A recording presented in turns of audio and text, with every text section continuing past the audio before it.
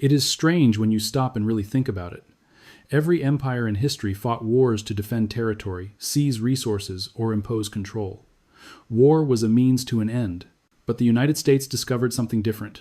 It learned how to turn war itself into an industry, not merely a tool of defense, but a repeatable system of profit. A cycle where every conflict, every crisis, and every explosion feeds a machine that never shuts down. Once you see this pattern, it becomes impossible to ignore. This is not only a story about American wars, it is a story about how destruction was monetized and how that model quietly reshaped the global economy. When the Second World War ended in 1945, much of the world lay in ruins. Cities across Europe and Asia were shattered. Factories burned, infrastructure collapsed, and entire economies were erased. But one nation emerged almost untouched, stronger, wealthier, and more industrially dominant than ever before. The United States. While Europe struggled to rebuild and Japan faced devastation, America's factories were still running at full speed. Tanks, aircraft, ships, and weapons poured off assembly lines at a scale no society had ever achieved. Here is the turning point. Instead of dismantling this enormous war machine, the United States chose to preserve it. Peace threatened the system. Factories needed contracts, workers needed wages, and corporations needed demand. So demand was guaranteed. Before the war, America had been cautious, inward-focused, shaped by the trauma of the Great Depression, but war changed its identity. Between 1941 and 1945, the U.S. government spent the modern equivalent of $4 trillion on the war effort. That spending did more than defeat enemies. It constructed a new economic foundation. When peace arrived, the military-industrial engine was too massive and too profitable to simply stop. In 1947, the Cold War emerged, not a traditional war, but a permanent state of tension. There were no clear battlefields, only ideology, fear, and uncertainty. It was the perfect environment for a system fueled by endless preparation. A war that never ended meant production never ended. It was during this era that President Dwight Eisenhower, a former general, recognized the danger forming beneath the surface. In his farewell address in 1961, he warned of the military-industrial complex, a tightly woven alliance between government military institutions and private corporations, a structure where defense spending became a cornerstone of economic growth. Eisenhower understood that the system could no longer be dismantled. It was already embedded. His warning was not a call to stop it, but a plea for awareness, to recognize what had been created before it consumed democratic control. The mechanics are simple. War requires weapons. Weapons require research. Research requires funding. That funding flows outward from taxpayers not only to soldiers, but to contractors, corporations whose profits depend on readiness for conflict rather than its resolution. Companies like Lockheed Martin, Boeing, Raytheon, Northrop Grumman, and General Dynamics do not merely manufacture equipment. They generate revenue from anticipation. Fear becomes forecast. In 2023, the United States spent more than $877 billion on military expenditures, exceeding the combined spending of the next 10 nations. This scale is not accidental. War is no longer only a reaction, it is an investment strategy. Each time global tensions rise, stock prices of defense firms follow. Missiles launched translate into market optimism. Peace negotiations produce uncertainty. Destruction becomes a signal for growth. And the influence of war spending extends far beyond the battlefield. It flows into infrastructure, technology, education, and culture. Satellite systems, microprocessors, jet engines, and navigation technologies all trace their origins to military research. Innovation was not driven by curiosity, but by competition and fear. Every system built on fear requires an enemy. During the Cold War, that enemy was the Soviet Union. When the Soviet Union collapsed in 1991, the machine faced a crisis of purpose. For the first time in decades, there was no central rival. But the system did not shrink. It adapted.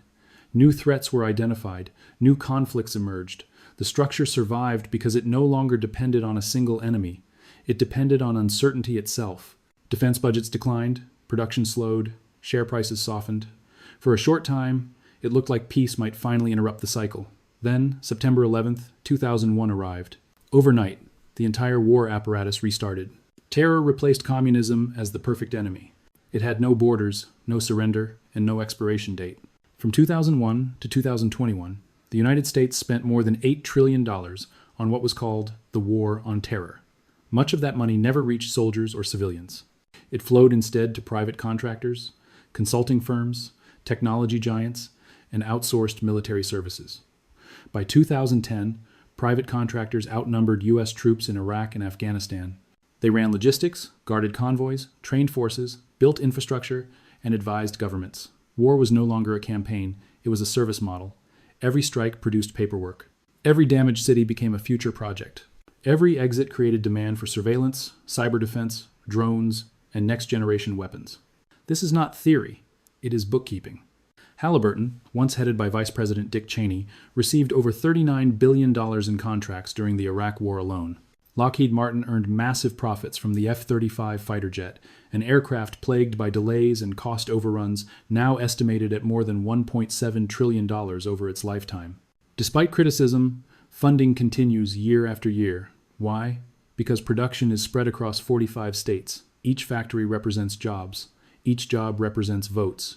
No lawmaker wants to oppose defense spending when it threatens local employment. The system protects itself through politics. But the deeper reality goes further. The American economy itself is tied to war. Dollar dominance, bond markets, and global trade are reinforced by military reach. After World War II, U.S. financial power anchored the global system. Through the Bretton Woods framework, currencies were tied to the dollar and the dollar to gold. When that link ended in 1971, the dollar required a new anchor. It founded in oil. The United States reached an agreement with Saudi Arabia to price oil exclusively in dollars. Every nation needing energy now needed U.S. currency first. That dependence required enforcement, and enforcement required force. Thus, the petrodollar system emerged, a union of finance and military power. From the Middle East to Latin America, many interventions aligned with protecting this structure.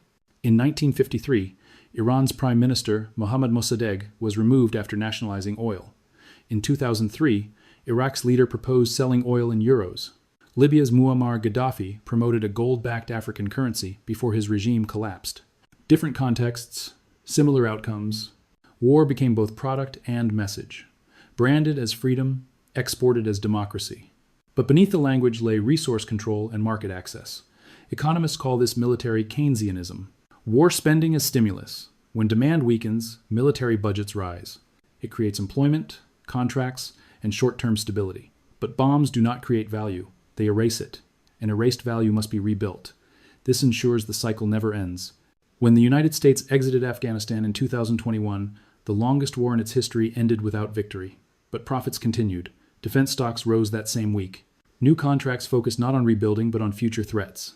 China, Russia, cyber conflict, space. The actors change. The model stays. Each new rival becomes a market. Each new technology becomes a weapon. Each crisis becomes revenue. And here lies the paradox. The system that monetized war also imprisoned the nation within it. To project dominance, spending must never slow. Strength must always be displayed.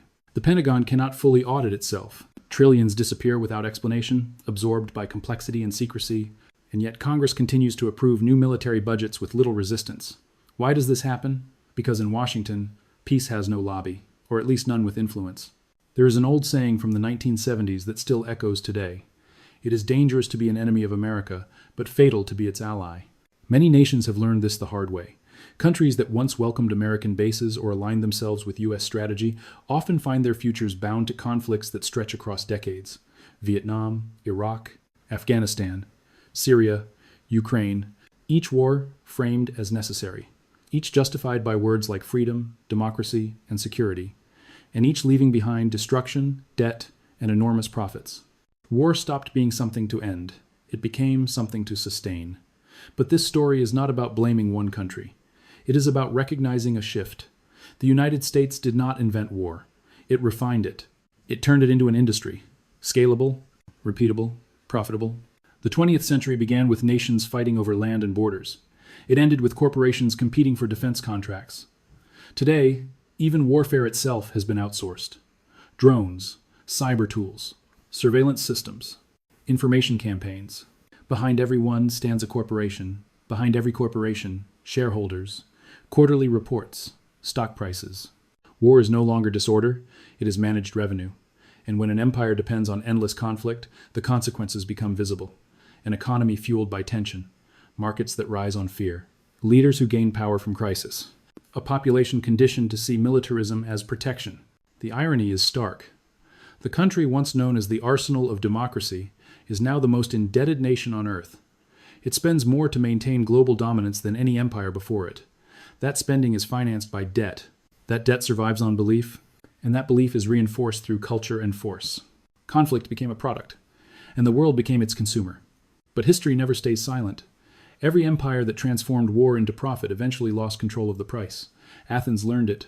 Spain learned it. Britain learned it.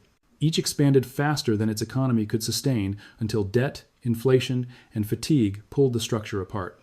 The United States is not immune. Its national debt now exceeds $34 trillion. Its currency, once tied to gold, is now supported by military reach and market confidence. But confidence fades, and when it does, the machine slows. What happens when war no longer delivers returns? When allies question loyalty, when debt outpaces growth, when the dollar weakens, the model breaks, and perhaps that moment is approaching. A collision between the empire of war and the empire of debt. Both are built on the same assumption, that expansion has no limit. History tells us otherwise. Power always exhausts itself. There is also a moral cost. Every missile, every drone strike, every intervention framed as defense reflects a deeper fear. The fear of decline. Empires nearing their twilight fight not to grow, but to delay the end. That is the quiet tragedy of the American era. A nation that rose through innovation and liberty, now sustaining itself through force and control.